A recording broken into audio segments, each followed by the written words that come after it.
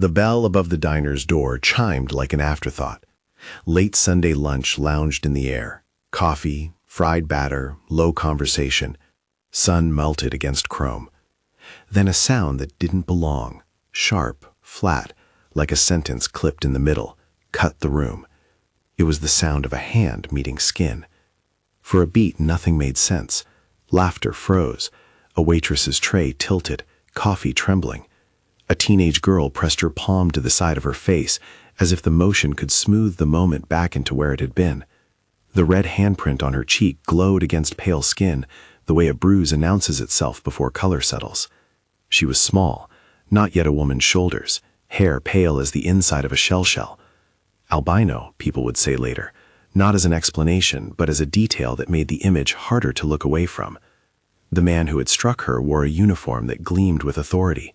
The badge on his chest winked in the sun. He did not apologize. He did not check if the girl would stand. He folded his jaw into the expression of someone for whom consequences were not a question. For a moment he looked only at the room, as if daring anyone to say differently. Then he turned and left as if nothing had happened. People noticed the camera. It was an unremarkable black dome, half hidden beneath the diner's eaves, its red light a small, unblinking beacon. Nora, who owned the place and had been running a diner long enough to know how to read the rhythms of small-town shame, pointed at it with a finger that trembled more from indignation than fear. "Footage," she said, voice rough. "It got the whole thing." By the time they reached the door, the girl's mother had already pushed through the crowd. She moved fast in a way that betrayed habit more than panic. Years of cross-examining witnesses had taught her how to collapse fear into motion. Her coat trailed a legal smell, book bindings, stale coffee, the faint metallic tang of a courthouse elevator.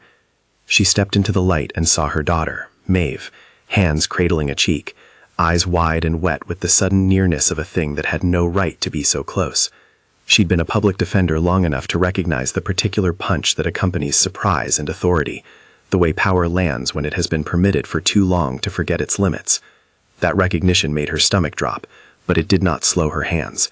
She knelt, checked for breaks, asked the questions that bypassed the panic. Were you dizzy? Did it hurt to open your mouth? Can you remember the officer's face? Maeve could still say the officer's name. A local man, someone who taught traffic safety seminars, someone who smiled through fundraisers. The contrast between his public persona and the rawness of the slap tightened something inside her ribs like a tourniquet. She took out her phone and did the thing she'd taught others to do. Photograph the mark from multiple angles. Make a short video describing time, place, weather. She told Nora to unplug the dome's power, but not to touch the recorder. The diner's manager went pale and fumbled for the pad he kept under the counter to log deliveries.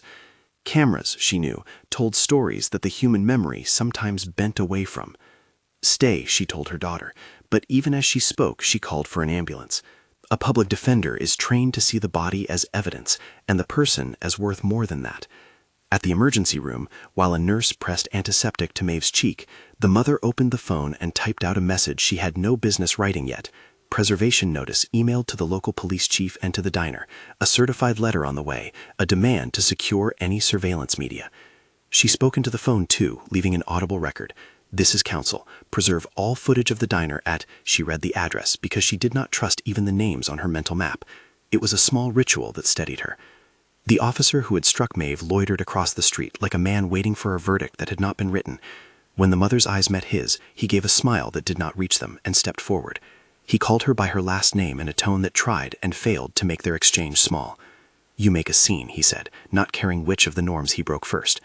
"You hit my daughter in front of witnesses," she answered, words balanced on a legal scale and a mother's raw sense of justice. "I will be filing a complaint." He shrugged. "We all have to teach kids boundaries, ma'am." The absurdity of that phrase in that moment was a kind of acid. Nora's jaw tightened. A few of the patrons crossed themselves silently. Someone opened their phone and filmed. Another camera, another thread. "Show us the footage," the mother said. "Right now." He laughed, which sounded like a tool being motioned to. "Not public property," he said, gloves on his hands. "Evidence needs to be handled through channels." It was both true and camouflage. Channels existed, but channels could be rerouted by a hand higher than the desk sergeant's. Already, in her head, she catalogued the likely lines of resistance: a technical hiccup, a misplaced storage device, a dissolute internal inquiry that would be swallowed by process. She filed the preservation notice, and then she did something more immediate. She asked Nora to point at the camera and to sign a short statement that she had seen the officer strike Maeve and remembered the time, something simple, declarative, shareable, in evidentiary form. Nora's fingers shook on the paper. Other witnesses clustered, voices low at first, then stronger. A high school boy who'd been in the corner booth recited the minute he saw the hand come down. An elderly man who had looked the officer in the eye, the way one looks at a cheap, dangerous dog, said, "He hit her like he meant to teach her. That's what scared me." The record was small but immediate. The mother's professional instincts turned the chaos into a document, one photograph at a time. Her friend and colleague Leo, an investigator who sometimes consulted with the defender's office, arrived with a small hard case full of kits, evidence bags, numbered stickers, a notepad. He took the raw footage off the diner's DVR, in the sense that he watched and logged, made a frame-by-frame capture on a laptop, and insisted they create a copy with timestamps. For now, that was all they could do. They labeled the drives, photographed the DVR in place, and left the original untouched on the diner's counter with a post-it that read, "Do not power down." They took their copy to a lawyer's office safe. By the time they thought they had set some order to the chaos, the car with the officer's name on the license plate was gone. Later, fingers would point to degree of complicity, the way a shift in uniforms can hide premeditation, and the chief's office would begin to issue statements. Right then, on that hot afternoon, no official had yet migrated their complications into denial.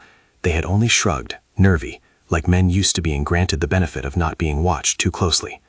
"Nobody else will be hit for free," the mother told Maeve when they were home in the small hush of their kitchen. She filled a bowl with water in an ice pack, pressed it to her daughter's cheek. It was the nearest thing to comfort, and it was also an act of recording. She counted the hours and fed them into a timeline only she could read. The strike, the call to the diner, the initial copies, the photographs. She wrote down names and times as if placing them on a ledger that might, later, be used to account for accounts. She knew the law's rhythms. She knew that a complaint would not instantly sprout an indictment. She could and would do the things that defense attorneys and civil rights litigators do: demand preservation, collect first-hand witness statements, get the raw media to a forensic lab, document any effort at removal or alteration. But she also knew what other jobs in the system did to people who crossed them. Evidence in other towns had been lost, statements disappeared, small acts of intimidation snowballed. Her office was a narrow room with a radiator that sighed and a shelf of briefs and binders with names that read like a map of pain: housing eviction, juvenile plea, domestic protection. She spread out the film captures on her monitor, slowed frames until the blow looked less like a mistake and more like a decision. She noticed then, with a cold sort of precision, that the officer's posture in his uniform that afternoon was not just casual. The angle of his hand and the way he paused afterwards spoke to a habit of acting with a kind of practiced violence. The first attempt to file a complaint moved through the municipal gate like a single paper through a courthouse slot. A clerk accepted the form, stamped it, and told her someone would get back to her. The stamp felt like an old promise. But when she called for the official copy of the camera footage, the desk voice pivoted to the neutral zone. "There was a malfunction," the desk sergeant said. "The recorder stopped at 12. "No," she interrupted. She had seen the red dot on the dome. The timestamp on her copy matched her call's log. "There is a copy." The ducking grew thin. "There is a copy." The phrase tasted like a demand. A week later, they would find the diner's DVR gone, the cage where it sat empty, and the power wire stripped. That had not been yet. For now, the first obstacles were more polite. Delay, the murmur of paper, a chief who answered questions with rehearsed sympathy, and a promise to look into it. Promise was a deflection. She felt it as sharply as if it had been a slap meant for someone else. When the chief's statement arrived, he framed the event as an on-scene altercation that would be investigated internally. Internal investigations, she thought, were a sealed box. They could produce findings, or they could produce a file that would gather dust. The chief's press release thanked the community for its patience. That word, patience, was a softening weapon. It suggested the world could wait. The town had a history that showed itself in hushed mentions at kitchen tables. Older women who met at church traded stories about officers who had been rough on their sons.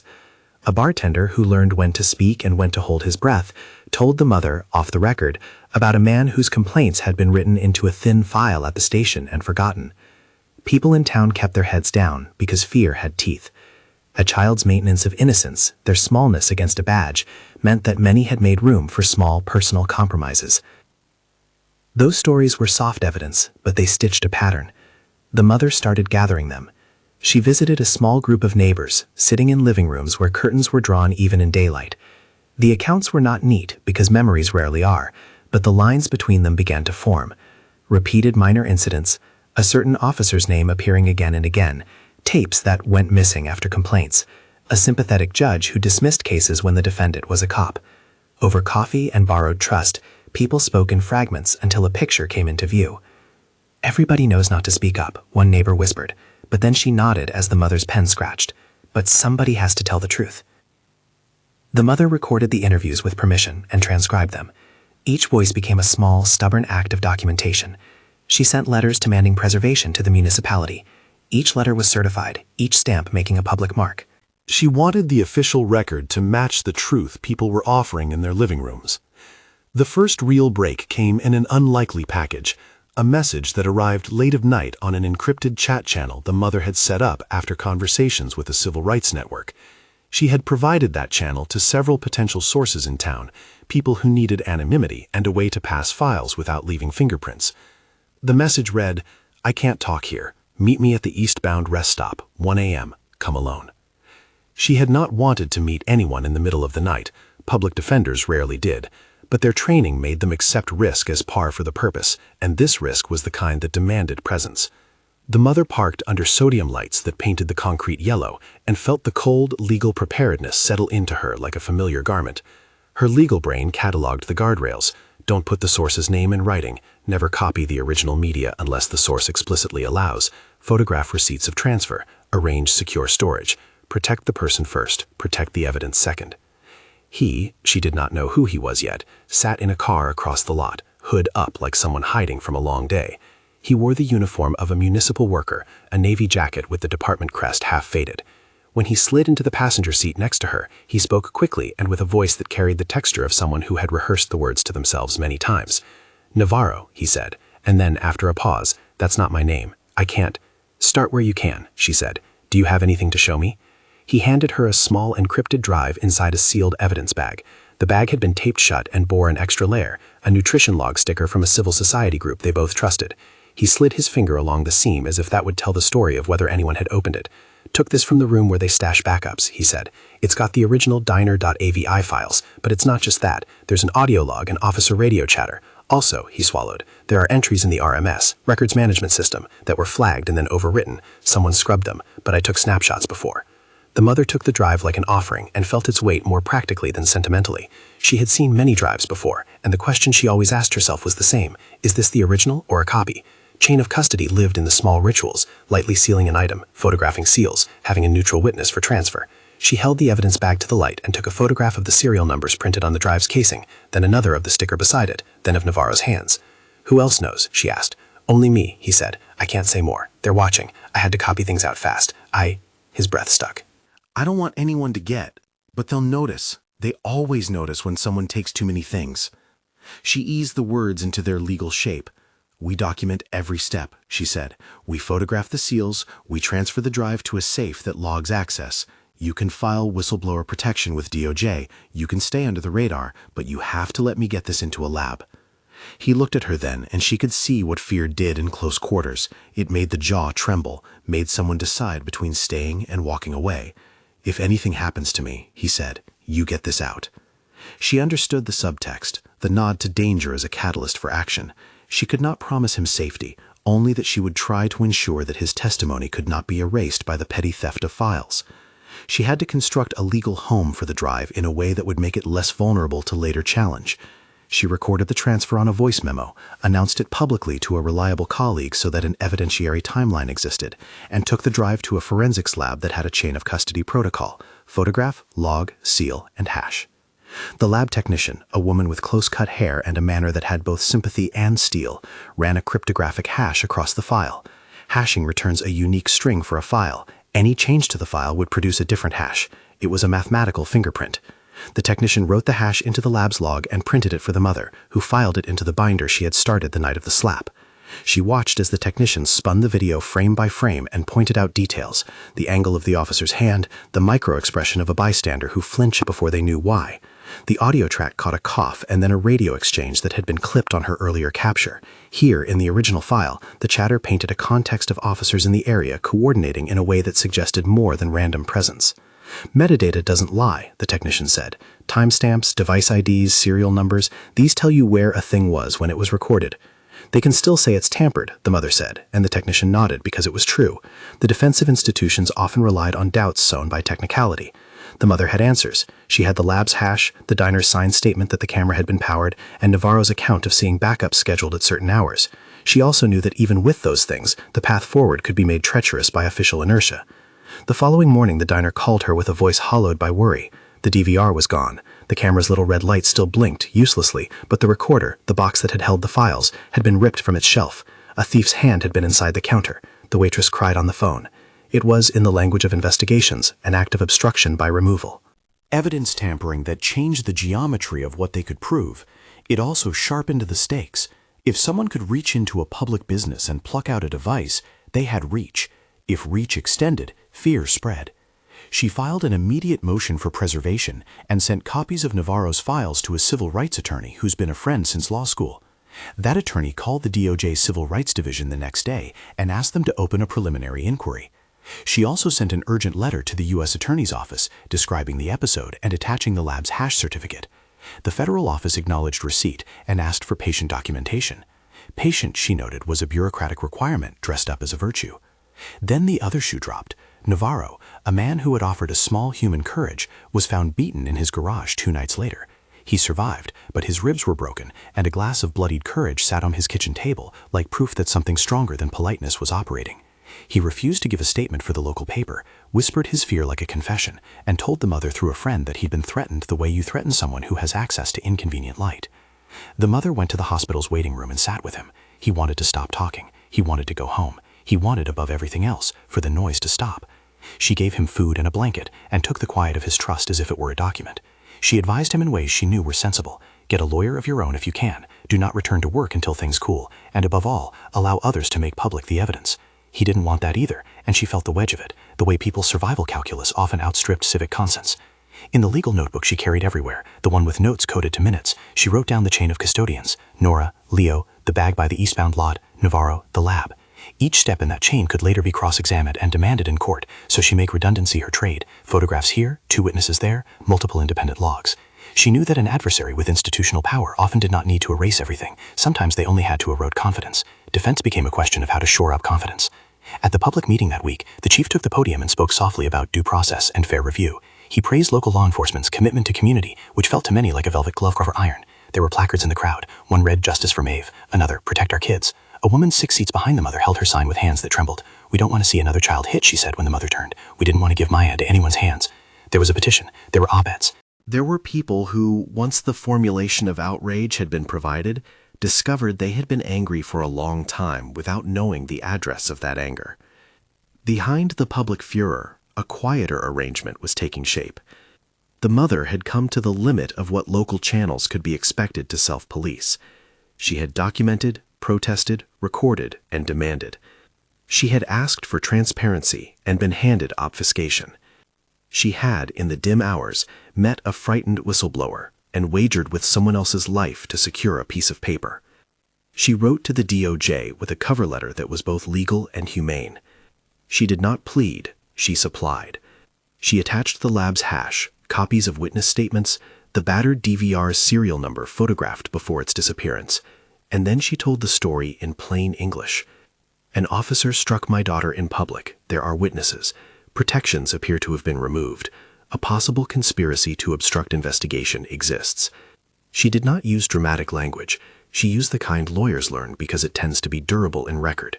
Durability was what she wanted more than drama. The federal reply was neither lightning nor refusal. It was a polite request for time and the assurance that a preliminary review would begin. That was all that procedural boundaries allowed. That limitation was also the thing that gave the mother the most fear.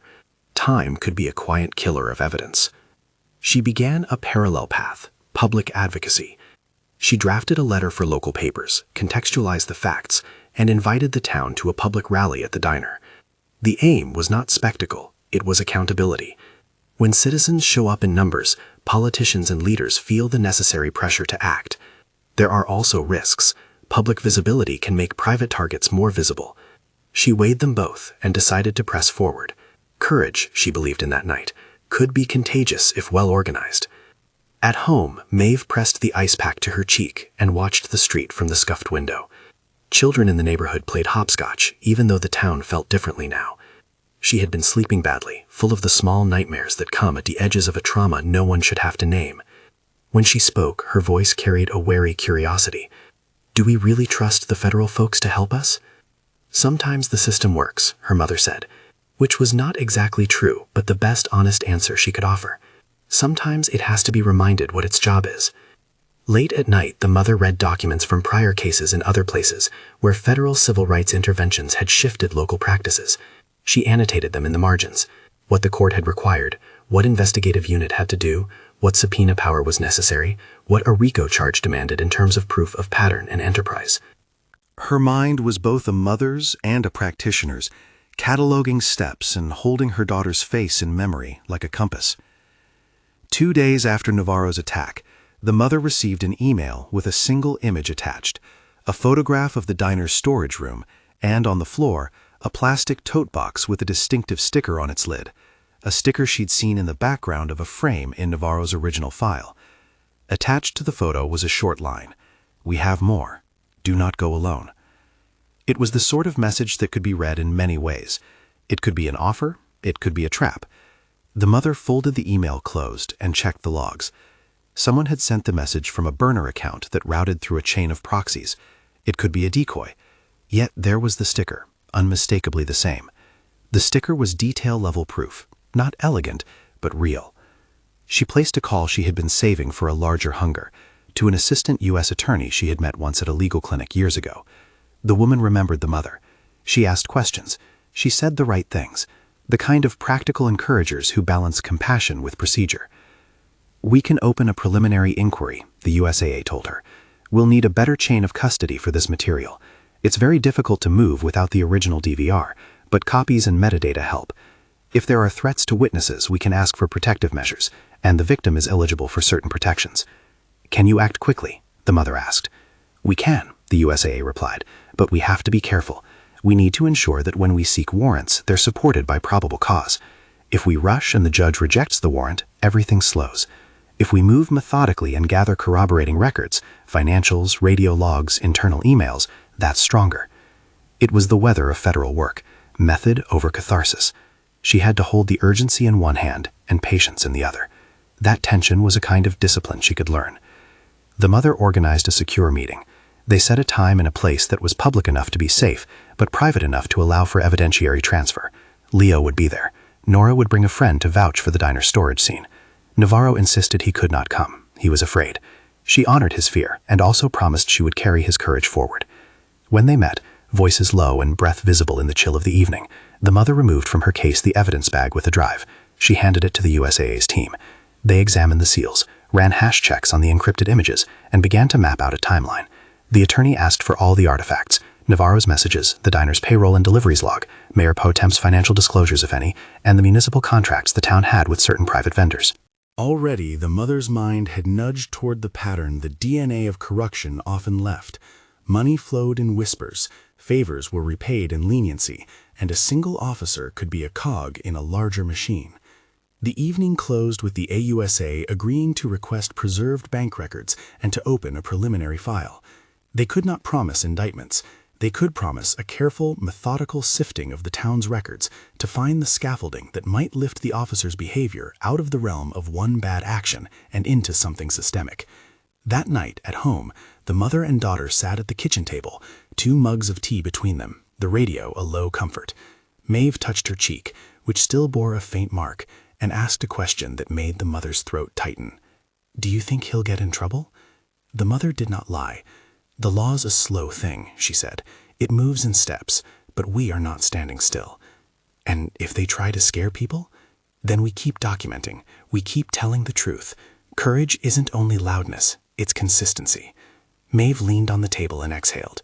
"I keep thinking about the camera," she said, "how it saw everything and how someone took it."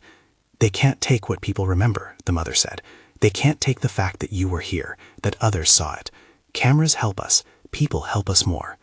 Outside, a delivery truck rolled past the house, and for a moment the town resumed its normal rhythms. But normal had been altered, like an invisible seam unstitched. The mother knew more obstacles were coming. She also felt, with a clarity that had only sharpened since she learned what had happened to her child, the urgency of a different line of work, to make sure a system built on trust remembered why that trust exists. Sometime after midnight, the phone buzzed with a burner number she had on a list labeled Alert. Navarro's voice on the line was raw. "They checked my unit," he said. "They were looking at the storage boxes. They asked about deliveries. I saw a truck with no plates."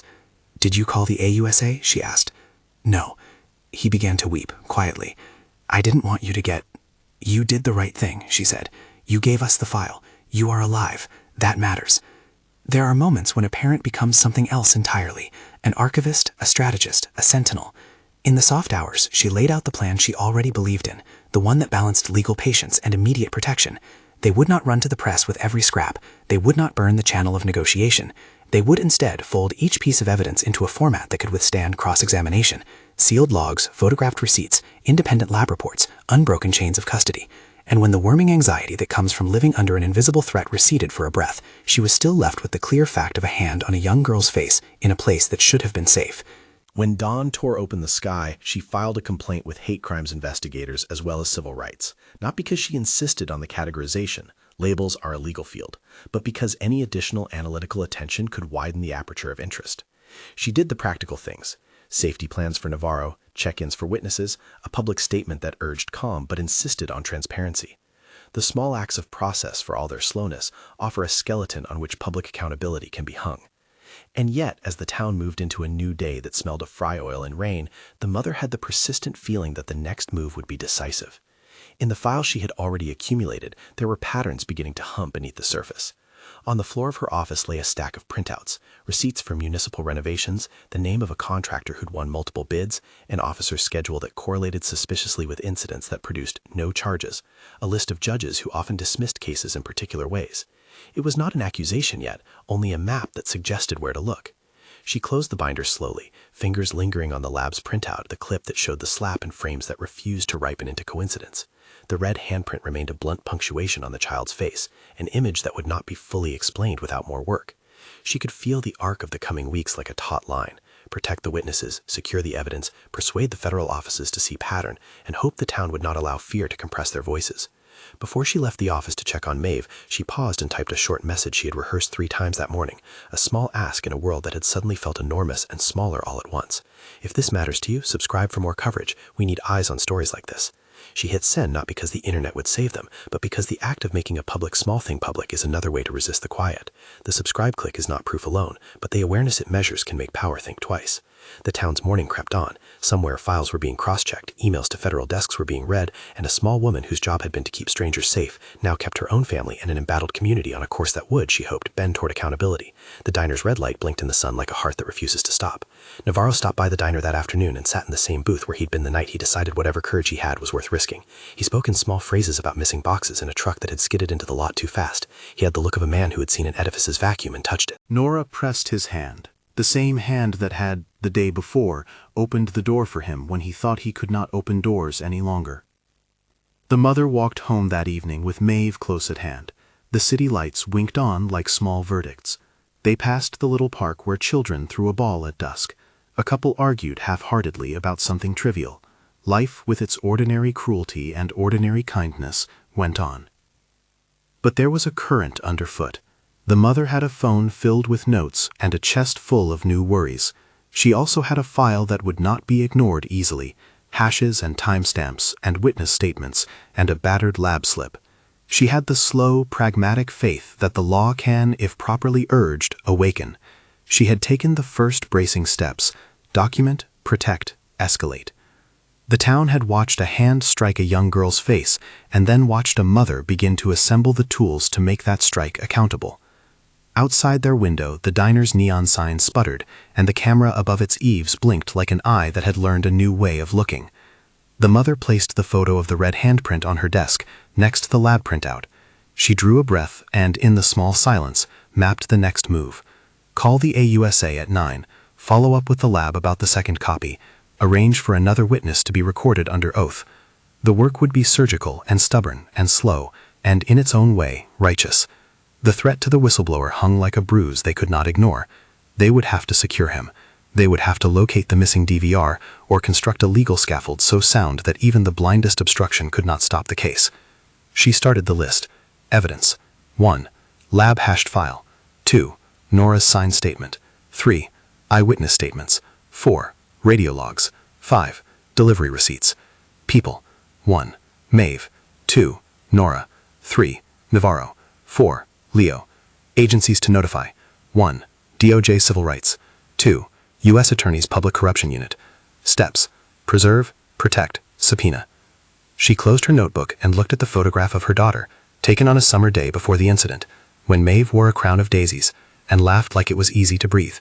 She put the picture in the binder beside the lab report, as if reminding the legal record that law is not only an instrument of power, but a tool for human repair. There were many nights ahead. There was also the resolute knowledge that in a small, stubborn way, the truth had a map, and she had the patience to follow it. The photograph of Maeve, daisies in her hair, remained where the mother could see it, tucked between lab reports and witness affidavits, like the true reason for all the paperwork. When morning light spared the kitchen and fell across the binder, the red handprint on its separate glossy print seemed less like a wound and more like a summons. The mother read the summons slowly, and then began to work.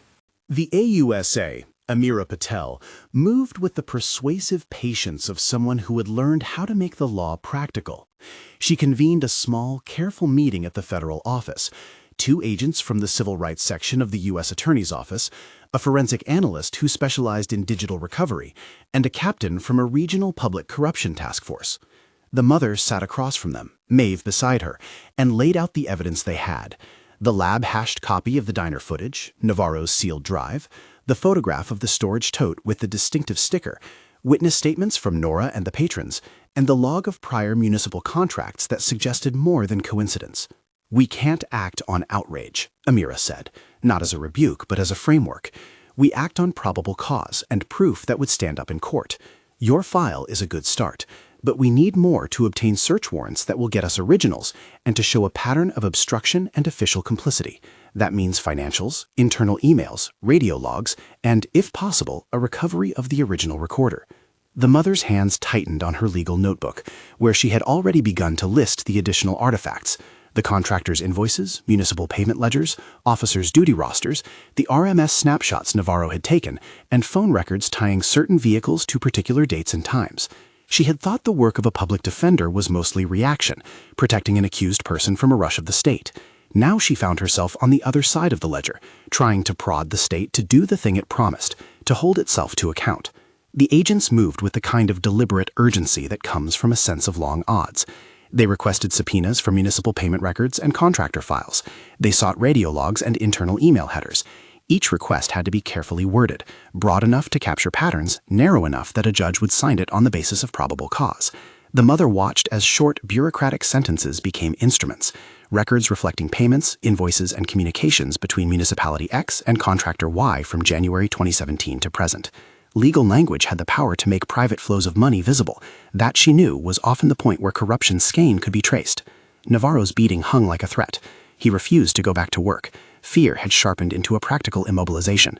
The AUSA arranged for him to have immediate protective measures, check-ins, an anonymous hotline, and the offer of an escort from a victim witness coordinator. Navarro accepted only some of it. He wanted to be useful without being visible. He wanted the files to speak for him.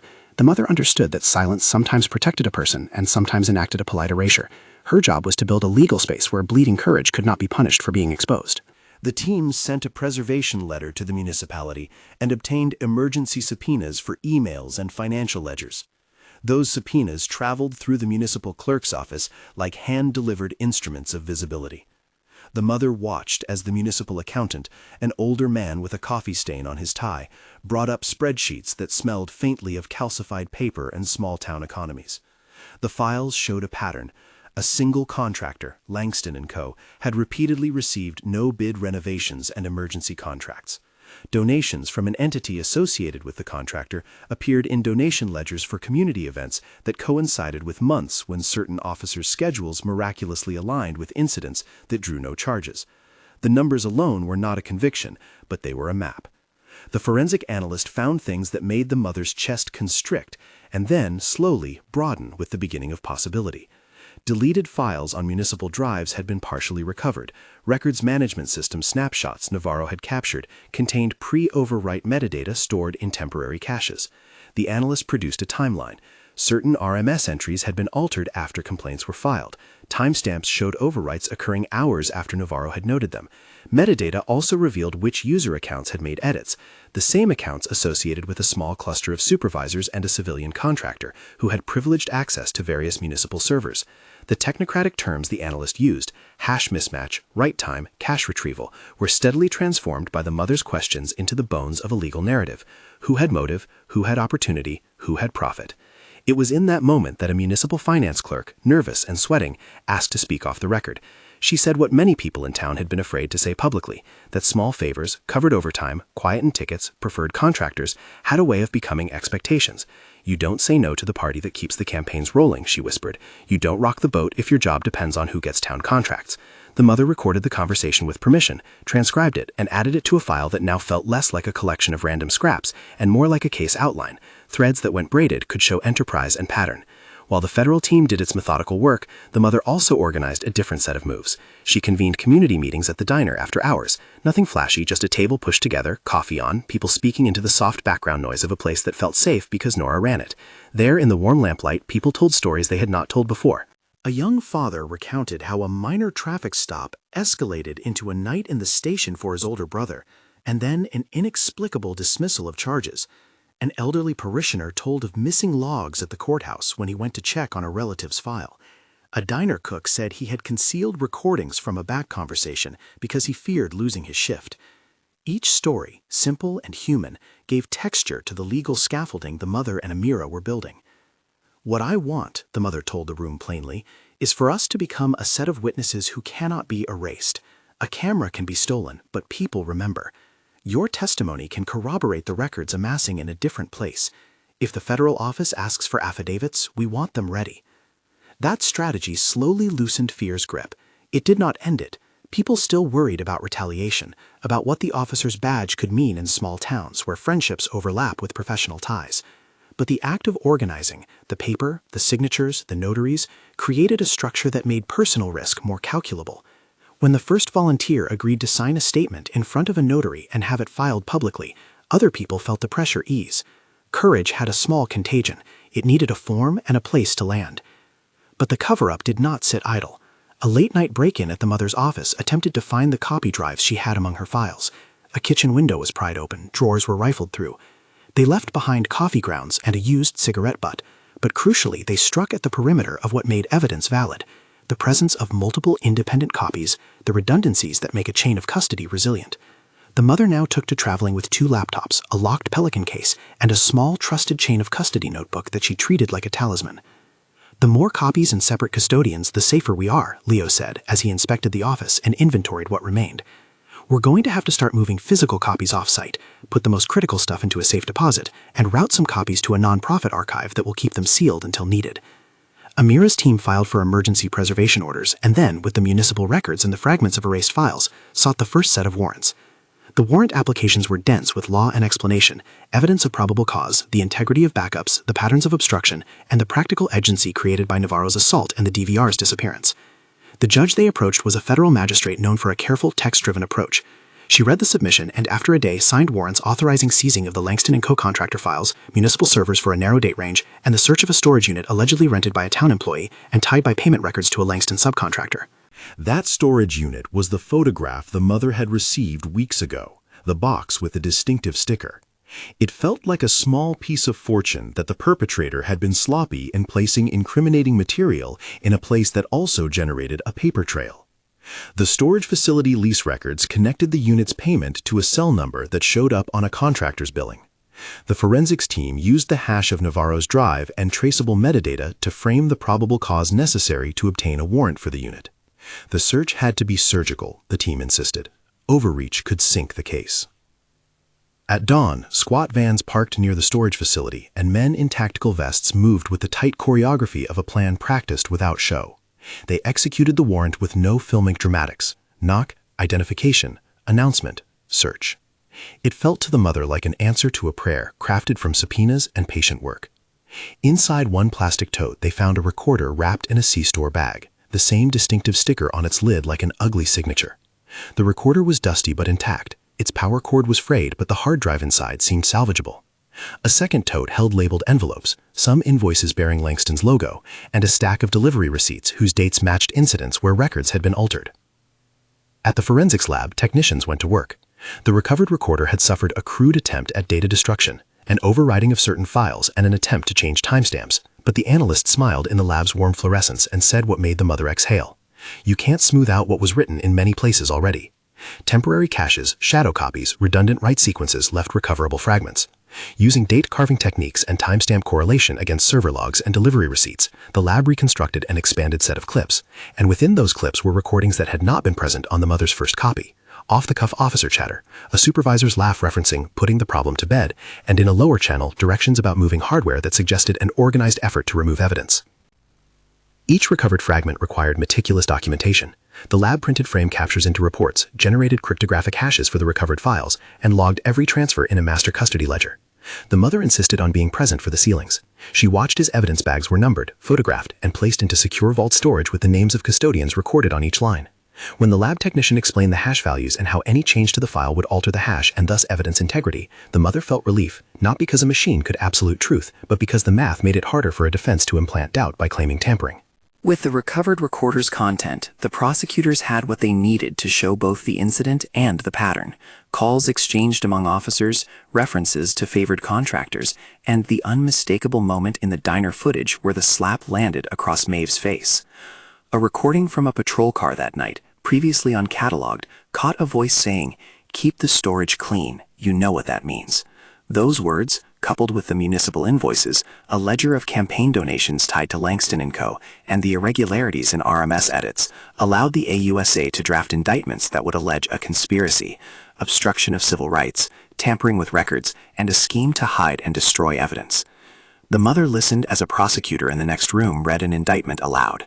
She did not cheer when the names came. She had seen the human cost, but she felt that the neutral words, probable cause, indictment, had been earned. Political pressure surfaced in the form of a local councilman who warned publicly that the town's reputation could be harmed. The mayor issued a statement that promised cooperation without nuance. An editorial columnist penned that federal involvement was an overreach, and a small but vocal group warned that the community was being turned into a spectacle. The mother anticipated each whispering argument. Process is messy, but leaving the system unexamined is worse.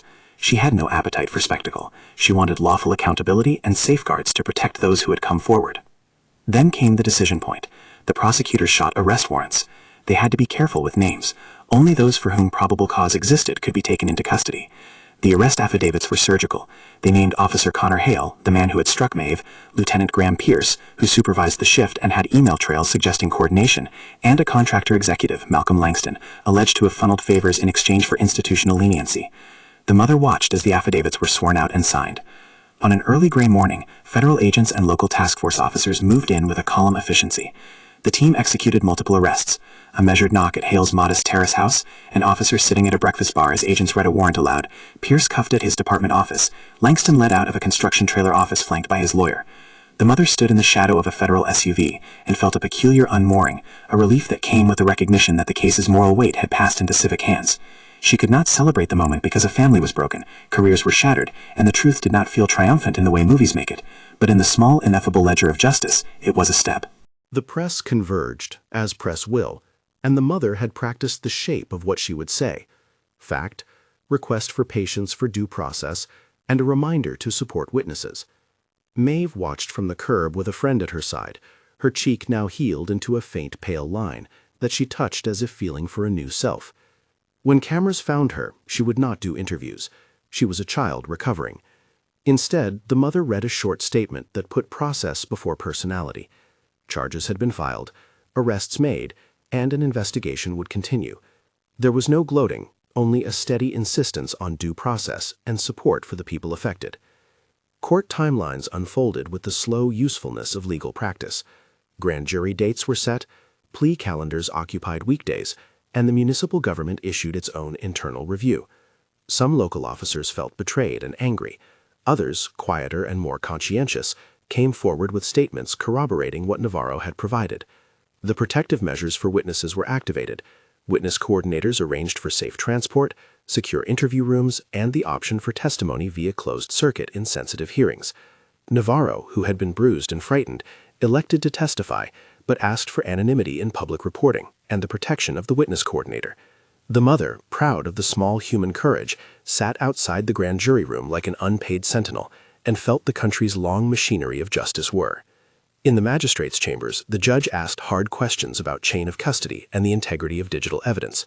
The mother's methodical records answered them. The prosecutor displayed the hash chain, the photographed seals, and the lab's recovery report. The judge, having seen the care taken to preserve integrity, allowed certain exhibits into evidence and permitted the case to proceed. The defense counsel attempted to raise doubt, points about overwritten timestamps, the possibility of false flags, but every step the mother had taken to triple log the custody caused each attempt to falter. It was not a spectacle of legal theater. It was the slow metal testing of evidence. Outside the courtroom, the town watched. At the diner, Nora hung a small laminated sign that said simply, "We remember." People trickled in and laid down notes folded in the shape of small boats. Thank yous, pleas for more oversight, offers to testify. A small fund had been raised by neighbors to keep the diner going if Langston and Company's contracts lost their patronage. The mother watched the community's cautious tending and felt for the first time since the slap like the town was knitting itself back together at the edges it had torn. Legal processes do not end with indictments. There were discovery battles. Defense teams fought for access to certain logs, judges ruled on scope, and depositions unspooled candid moments. In depositions, people's memories and professional habits revealed what invoices and emails had suggested: favors, casual bribery, an atmosphere in which the public good had sometimes been subordinated to private interest. The mother watched as comfortable denials began to look thin when confronted with matched timestamps and bank ledgers. At a key hearing, the AUSA showed a clip where a lieutenant's voice could be heard mocking the idea of a public fuss and saying they'd handle the diner. The defense called it an offhand remark. The federal prosecutor called witnesses who described a pattern of handling complaints, an institutional culture that tolerated informal fixes. The mother, who had lived through many such fixes in courtrooms, felt vindicated by procedural terms she'd learned. Culture could be evidence. The case also forced municipal introspection, council meetings filled with citizens demanding oversight committees and public accountability. The mayor, seeing the political reality shifting, proposed an independent review board and transparency measures for municipal contracts. It was not victory. Political reforms are often compromises, but the board was more than a paper gesture. It had subpoena power and a civilian majority. The mother testified in front of it, measured and precise, insisting on structural change. Clearer procurement rules, rotating oversight, and an accessible complaints portal certified by an independent monitor. Silence in the hallways of power, she said, had been part of the problem. The city obliged with incremental policy changes that promised to be enforced. The trial phase presented further complications. The defense attempted to challenge the recovered evidence as unreliable, to argue that timestamps could have been altered, that files had been carved and reassembled incorrectly. But the lab's meticulous work, the hashes, the cached copies on municipal servers, email headers with IP addresses matching contractor offices, created a lattice that resisted unraveling. The mother sat in a small folding chair beside Maeve during the public moments that were appropriate for a family member. When Navarro took the stand, his voice trembled but did not break. He described finding files, copying them, and the moment he knew he had to tell the truth. The jury saw a man who had bled for his courage. The verdicts, when they came, were not a cinematic collapse of the town's institutions. They were a series of legal determinations about specific charges. Guilty on counts of obstruction and tampering for some, guilty on conspiracy for others, and acquittals in a few instances where the evidence did not reach the necessary threshold. The mother had not expected the world to resolve in a single motion. What she had sought was that the system do the thing it was supposed to do: examine, adjudicate, and where applicable, hold people accountable. The community watched the outcomes, and then watched the humility and anger that followed. For a while, there was both grief for injuries suffered and a fragile pride in the work of taking the case to proof. After the legal storms, the town took small steps toward healing. The diner received a plaque honoring civic courage, the Maeve Table, a place where survivors could gather, and where donations supported a scholarship in Maeve's name for local students with financial need. The council passed transparency rules and created the independent oversight board the mother had advocated for. There were training sessions for officers on de-escalation and on protecting minors and vulnerable citizens. The changes were not instantaneous, and those who had watched the mother's solitary fight knew they were the product of legal pressure as well as public insistence. For Maeve, the personal work of recovery moved in less organized ways. She returned to school in the fall and learned to live with the small scar that ran along her cheek like a pale seam. She started to draw again, quiet, inked faces that seemed to be learning expression after the shock of bruises. Sometimes she would sit in the diner booth and not order much, just a cup of tea, and watch the steady flow of people. She no longer wanted to be looked at as an object of pity or spectacle. She wanted the world to look at her the way she looked at it, human, resilient, and stubbornly alive. The mother resumed many of her old cases: evictions, juvenile pleas, battered clients asking for mercy and representation. But the work that had filled the month since the slap had changed her practice. She started a small clinic focused on civil rights intake, offering pro bono assistance for those who suspected official wrongdoing. The clinic partnered occasionally with the U.S. Attorney's Office and with civic nonprofits that worked on corruption and police reform. It was not the grand, sweeping reform some activists wanted. It was practical, legal, and precise, the kind of work that leaves records and builds protections. Navarro moved to a different department job with a civilian contractor and took publicly a role in training staff about record integrity. He visited often and ate at the diner with a slow, grateful grin. The mother maintained contact, making sure his protective measures remained in place while he found a way to live again. He had been awarded a modest portion of the recovery fund that the town established for victims of retaliation and for those who assisted in investigations. It was a clumsy measure of restitution, but it was something. Months later, the mother was invited to speak at a small civic conference about the practicalities of preserving evidence in the digital age. She spoke not as a triumphalist, but as a teacher: bring multiple custodians, photograph seals, use labs that generate hashes, and protect witnesses both legally and physically. She spoke about how civic health requires people willing to act in legal forms, to file a preservation letter, to demand subpoenas, to insist on a chain of custody that matters. She said the law is not merely punitive, it is principally a tool for communal repair. The room listened, and afterwards a town council member approached her with a handshake that bore the tone of someone who had watched the community and wanted to do better. In the quiet after the legal storms, the diner became a small civic center for the town's recovery. Nora's lamps glowed, and the camera's red light, once a beacon of contested truth, now blinked like a watchful witness with a purpose. Children ate fries and did homework under the watchful eye of a community that had, painfully, learned to bear witness. The plaque by the window read, "In memory of small courage, stand watch, keep record, protect the vulnerable." There were moments that still hurt. The mother sometimes dreamed of the hand falling across her daughter's face and woke with a start. She would go into Maeve's room and check the breath at the curtains, and then sit at the kitchen table with the binder and the photograph and feel both the ache and the slow, steady threading of order. The binder remained less a file than a talisman, evidence that a system, when urged by people who keep steady records and refuse the quiet, can respond. Years later, a modest but permanent reform in the town's municipal code required all surveillance footage in public-serving businesses to be registered and stored with an independent municipal archive for a limited time. The Oversight Board was given a small but real budget to audit procurement practices. The changes were the kind that critics could fault as insufficient, but for the mother they were proof that institutional habits can be interrupted. The man who had struck Maeve served his time under the consequences of the judgments rendered. Lieutenant Pierce faced professional censure and was barred from supervisory positions. Langston's company was placed on a debarment list pending restitution agreements. At a small community ceremony months after the trials, the mother stood with Maeve beside the diner for a ribbon cutting for the scholarship fund. Maeve did not like speeches, so she read a single line from a notebook. "We remember, we look after each other." Her voice was small but steady. The mother thought of the early days, the evidence bag in a dark car, Navarro's battered ribs, the furious quiet of the kitchen table, and felt the extraordinary ordinary of what had been done. Documents filed, lives protected, a town compelled to look at itself. "People think justice is loud," the mother said later, in a conversation with Amira, who had become a friend through careful work. "It's mostly not. It's quiet. It is a lot of small paperwork, patient labor, and the willingness to be steady." Amira nodded. "And sometimes it is a raid at dawn," she said, smiling faintly. We need both. Maeve grew into her life in the town differently than before. She learned to trust the fact that there were laws and people who would enforce them, and she learned that there were limits to that trust, that vigilance was not cynicism, but care. She started a small after-school program for kids who wanted to learn about civic duty and how to record and preserve neighborhood stories, parsing, in a child-friendly way, how community memory mattered. The diner remained the place where the town went to remember and to talk. People who had once been silent now told their stories in public, and some of those stories were simple acts of neighborly courage: a woman who drove someone to a hearing, a teacher who vouched for a student's character. None of them heroic in isolation, but in their aggregate, they built a new atmosphere. On the anniversary of the incident, Nora organized a small community breakfast. She invited the mother and Maeve, who came, and they sat in the same booth where Navarro had once sat in fear.